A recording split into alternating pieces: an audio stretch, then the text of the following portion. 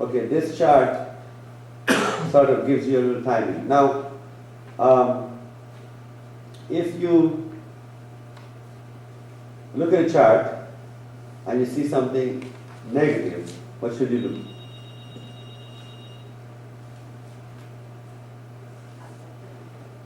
Okay, you have to work on it. The whole purpose of the chart is not just to tell you your life. The whole purpose of the chart is to tell you what are the good points and what are the bad points in your life. What are the things that you have to face and what are the things that you're going to experience with happiness. So you take advantage of the positive parts and you work on the negative. Right? Don't worry about the positive, because the positive is already taken care of. Now you need to work on the negative. Right? So that's why this chart. So did you figure it out yet, Liz? I think the rest was here. Linda, did you figure it out? Did you know your time of birth? You don't know her time of birth? 255. Yeah, but you don't know her time of birth? I also They never wrote it down in the certificate? They did, I just don't Okay, so we take it home, we'll do it. But just try to understand it, you take the time of birth and you get a code over there. You see? And then you put that in Schedule A, Square A. See that? And then you go left to Square B and put the next number. So if, let's say if you are 7, the next one will be 8 and so on. Okay? So let's say if you have a negative number there in A, let's say for example you have 9 in B. If you have 9 in B, that means that your assets, if you look at the back of the sheet now, you look at the B says assets at the bottom table. At the top it says which part the body controls. And the middle one tells you what the 9 means, which is 9 means distress and so on.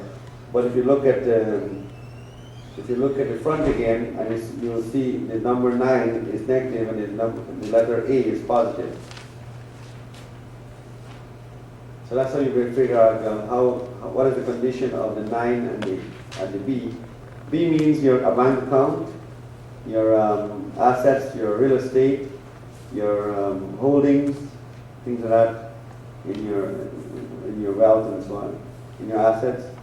And if 9 is there, that means you're going to build up the asset, then it's going to fall again. You're going to build it up, then it's going to go down again. So what you do now is that you have to figure out a way of just keep building it, which means you have to get into more details later on how to avoid that by doing certain mantras and things like that. So this will determine what mantras you should get. Because if you have, for example, if there's 9 in your A quadrant, that means that you have lots of health problems, visit a doctor all the time and everything. Even 7 can cause that in this A. But most of your, if it's 9, most of your problems will be physical. Like back pain and headaches. But if it's or your fluid system, your blood system. If it's 6, then that's definitely headaches and backaches. Right, and then if you're looking at for example, in the 9 in the A, the positive side is that you have to be spiritual. You cannot avoid meat and be a vegetarian and so on.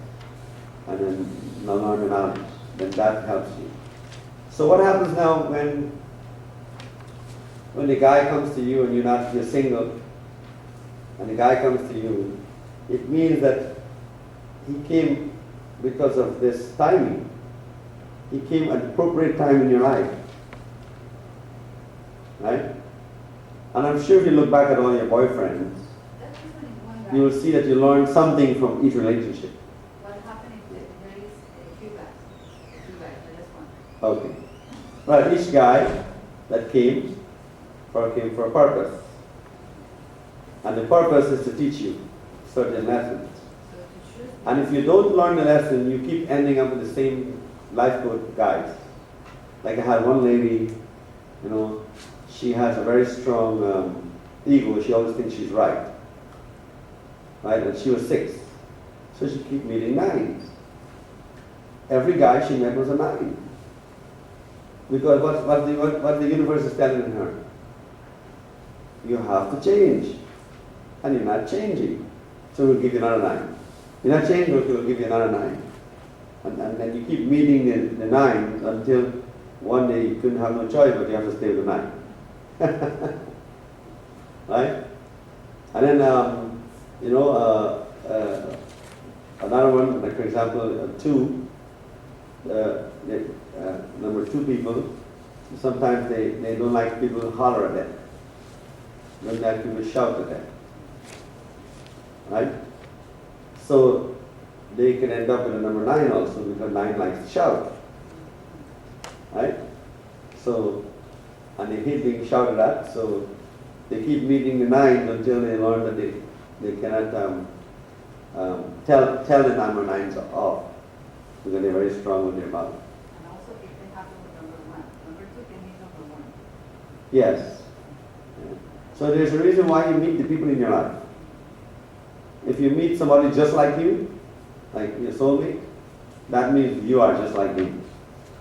And then you act like him, and then you tell him he's wrong, and he really tells you you're wrong. So, you know, both of you are the same numbers. The mirror, you meet the mirror of your life. That's when that person is identical like you, right? So you have to change first before you can change that person.